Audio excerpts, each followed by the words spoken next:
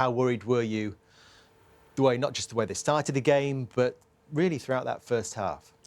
It was worrying. I felt as if, again, we can talk about control and possession and things, but I think Man United just looked so threatening. And I think for me, what's concerning is the consistency of counter-attacks that they've been conceding of late. No one really in the midfield or in the attack, you could say, who are stopping the play from the higher up in the pitch. And the identity is just not there. I think they need to build a team that is in Arne's identity, but right now I'm not quite sure what that is, to be fair. Because before we knew with Jurgen, okay, cool, high press. I think with Arne, we're seeing a possession-based team who are slightly more methodical, but when you look at the statistics, we're looking at last season, Mo had an unreal year. This year now, if you look at the statistics of the team, and the stats are way down across the board. So my biggest concern is I don't want this team to just be reliant on... You kind of want phases of play. And I think right now when you look at Liverpool, there's no phase of play where you can say, OK, they're going to do this, and that's going to happen. Right now, it's quite all over the place. Sorry, Dan, but I think we said before the show, I think you said, and you mentioned there a little bit, we don't know what Liverpool are, but is the point that we do know what they are, and it's what we're seeing? Because it's not going to be like Klopp, and we can't be a club who continue for the next 5 or 10 years saying, oh, we want Jurgen Klopp club football. The fella's a genius. He does that football better than anybody. So whatever manager's going to come in, he's going to play his football.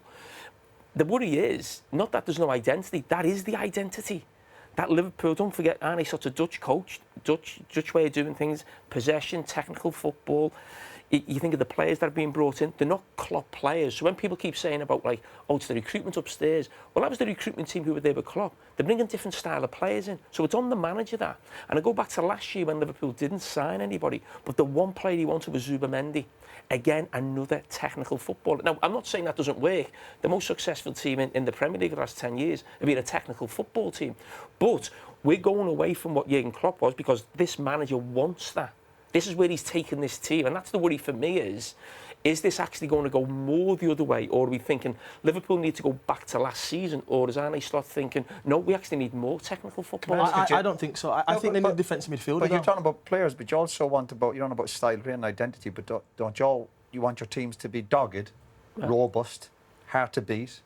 Like, that's 11 defeats now for Liverpool, having won the league last year. Like, that's...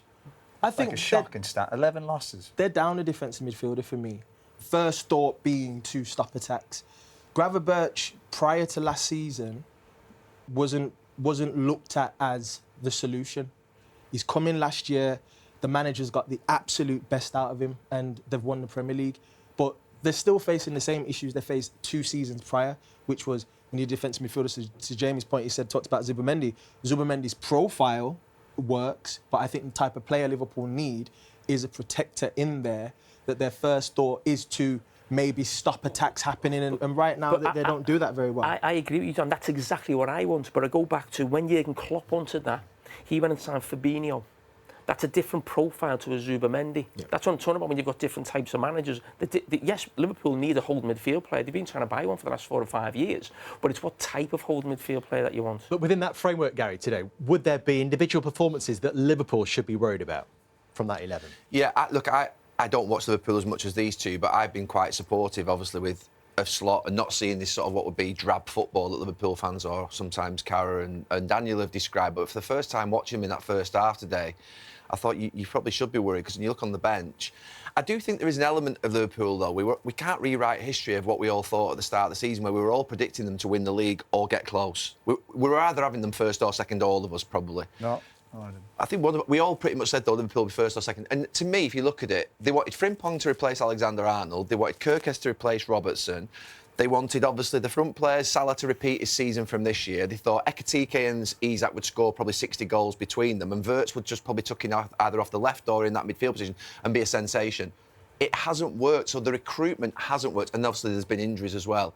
So they have tried to, I think, just to be fair, from last season, replace the players that they knew were ageing or needed to be replaced. And those players that have come in other than Ekitike really haven't settled. Kirkes and Frimpong have not been anywhere near the levels of Robertson and Trent Alexander-Arnold at the best. Salah has been nowhere near the level of the previous Mo Salah.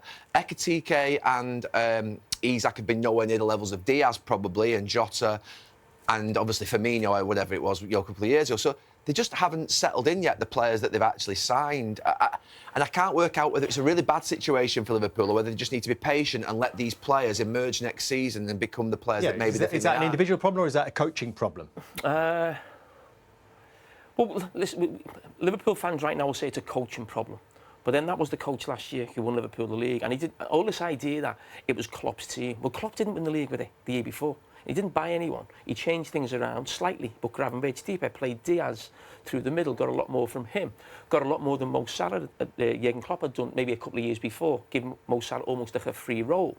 But what Gary's saying, and I agree, and this is what the hierarchy at Liverpool will tell you, they've bought talented players, they have. Now, besides Trent and Frimpong, because Trent's a better player than Frimpong, wherever they've replaced other players, there's no doubt the more talented the players they've got now, but they're less industrious.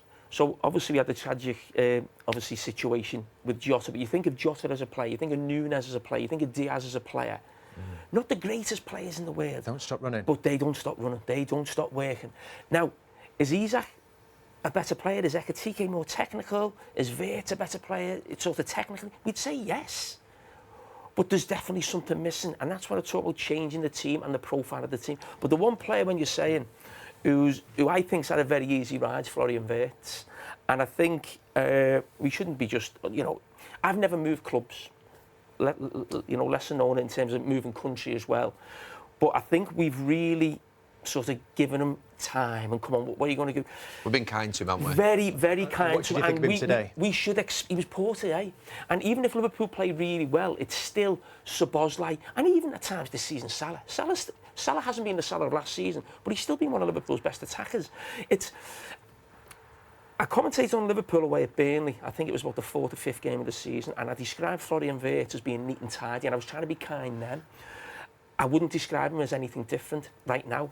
He's a year into his Liverpool career. I think that the issue is there is a transitional phase happening right now, and it's difficult to see. Not just for Wirtz. No, but I'm talking about the whole. team. That's what I'm talking about. I'm saying that when I look at the team, I think they're in a transitional phase where, from an attacker's point of view, right, whenever I've been at my best or whenever I felt an attacker's been at his best, there's been consistency, there's been individuals knowing how to get the best out of each other.